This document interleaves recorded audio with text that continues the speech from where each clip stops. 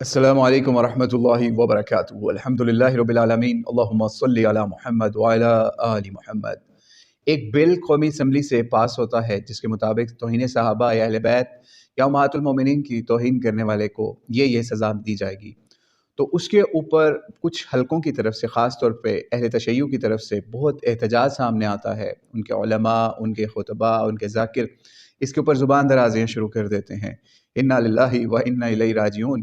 یعنی وہ لوگ جو کل تک امام موسیٰ کاظم اور دیگر اہل بیت کی گستاخی کے اوپر سڑکیں بلاک کر دیتے تھے، لوگوں کو پکڑوایا کرتے تھے، آج اگر ایک بل آ گیا ہے کہ اگر کوئی امام موسیٰ کاظم کی یا حضرت ابوبکر، عمر یا دیگر صحابہ کی یا پھر اہل بیت کی یا پھر حضرت علی کی یا کسی بھی صحابی کی یا اہل بیت کی گستاخی کرے تو اس کو پکڑ لیا جائے گا اور اس کو سزا دی جائے گی، تاکہ معاشرے کا توازن برقرار رہ سکے اور لوگ بدتمیزیوں سے باز آ جائیں۔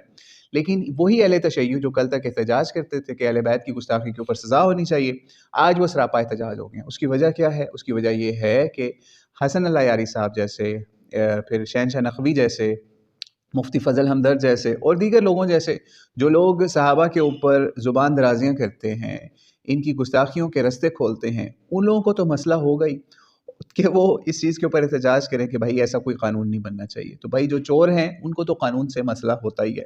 بہرحال یہ کام اس لیے ہو رہا ہے تاکہ معاشرے کے اندر جو گالم گلوچ ہوتی ہے، کہیں مجلس کے نام کے اوپر، کہیں کسی محفل کے نام کے اوپر، اس کو روکا جائے۔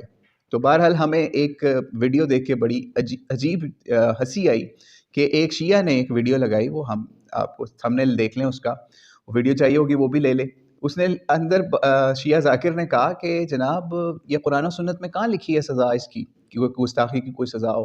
تو بھائی جب 2 سال پہلے امام موسیٰ کاظم کی گستاخی کے اوپر اہل سنت اور اہل تشیع دونوں نے مل کے سڑکیں جام کی تھیں، احتجاج کیا تھا اور اس بندے کو پکڑوایا بھی تھا، تو وہ تب آپ کو قرآن و سنت یاد نہیں آیا تھا کہ قرآن و سنت میں کہاں لکھا ہے کہ اس طریقے سے کسی بندے کو جیل میں ڈال کے اور وہ اس کو جیل میں ساڑیں آپ؟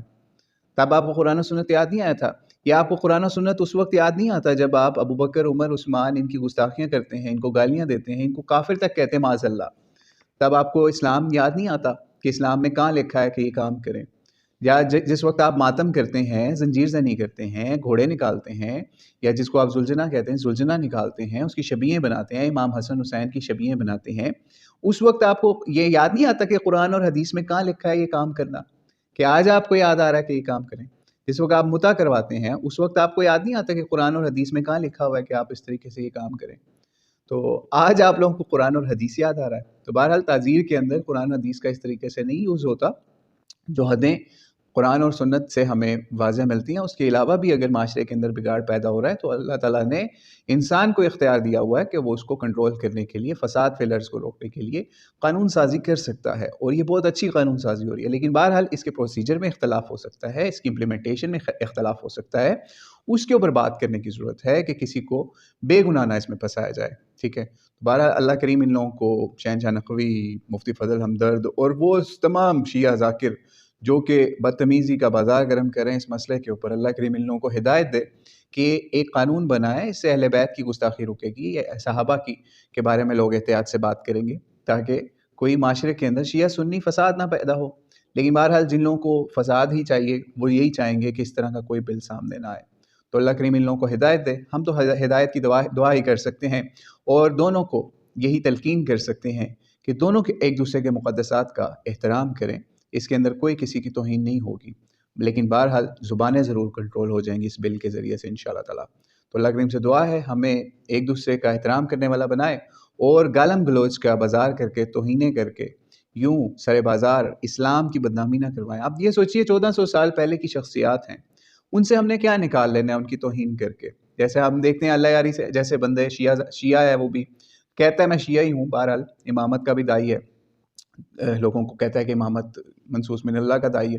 تو آپ خود سوچئے کہ وہ بندہ اوپنلی حضرت ابوبکر، عمر، عثمان ان کے اوپر ان کی تکفیر تک کرتا ہے، ان کے اوپر لعنتیں تک کرتا ہے۔ تو کیا ایسے بندوں کو ہمارا حق نہیں ہے؟ پاکستان جو ہم اسلام کے نام پہ حاصل ہوا، کیا ان کا یہ حق نہیں ہے کہ وہ اہل بیت یا صحابہ کی توہین کو رکوانے کے لیے کوئی بل لے کے آئیں، کہ اس طرح کے بندے جو ہیں اس ملک کے اندر کوئی آ کے کوئی فساد نہ کر سکیں؟ تو بہرحال اللہ کریم اس بل سے خیر برآمد فرمائے۔ جن لوگوں کو مسئلہ ہے وہ اپنی زبانیں کنٹرول کریں، انشاءاللہ بل سے شیعہ سنی دونوں کو فائدہ ہوگا۔ اللہ عالم بالصواب۔ السلام علیکم ورحمۃ اللہ وبرکاتہ۔